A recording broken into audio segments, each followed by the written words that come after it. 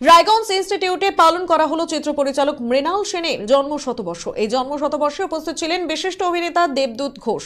এদিন এই অনুষ্ঠানে যোগ দিয়ে বর্তমান রাজ্য রাজনীতির পরিস্থিতি নিয়ে কটাক্ষ করেন তিনি। দেবদূত বাবু বলেন, শিক্ষিত বেকারদের যেভাবে বঞ্চিত করা হচ্ছে তা কোনোদিনই চিরকালীন হতে পারে না। মানুষের সিদ্ধান্ত নেবেন নতুন সরকার গড়ার।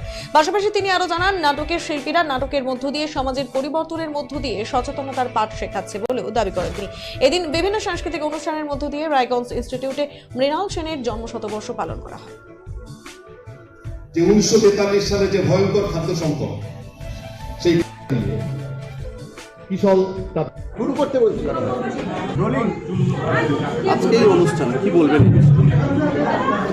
খুবই প্রয়োজনীয় অনুষ্ঠান, তার কারণ মৃণাল সেনের মতো মানুষ, যিনি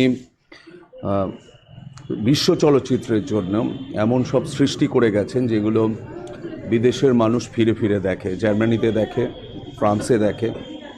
আমাদের বাংলাদেশে সেই চর্চা আরও গভীরভাবে হওয়া উচিত। সেই চেষ্টাতেই মৃণাল সেনের জন্ম শতবর্ষ কমিটি যেটা তৈরি হয়েছে।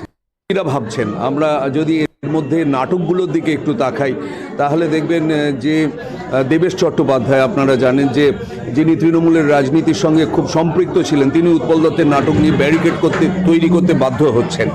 বা এবার রাজার পালা যখন পিএলটি তৈরি করছে, সেই নাটক যদি দেখি আমরা, সুমন মুখোপাধ্যায়ের নাটকগুলো যদি আমরা দেখি এবং সীমা মুখোপাধ্যায়ের নাটক দেখি, বিমল চক্রবর্তীর নাটক যদি আমরা দেখি, সেখানে দেখব সমাজের যে সমস্যা, প্রদীপ ভট্টাচার্য বহরমপুরের যে নাটক করছেন, সেই নাটকে সমাজের সমস্যার কথা উঠে আসছে। মানুষ সেই বিষয়গুলো নিয়ে সোচ্চার হচ্ছে এবং পথে নামছে, আমরা দেখতে পাচ্ছি।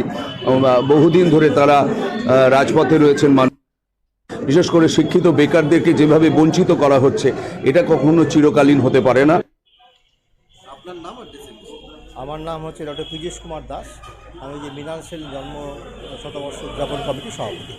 আজকে অনুষ্ঠানটা কি? অনুষ্ঠানটা হচ্ছে আমরা মৃণাল সেনের জন্ম শতবর্ষ পালন করছি। অ্যাকচুয়ালি রাজ্য জুড়ে হচ্ছে, বিভিন্ন জেলাও করছে। আমাদের জেলাতে আমরা আজকে এটাকে আমরা উদযাপিত করছি। এখানে আমাদের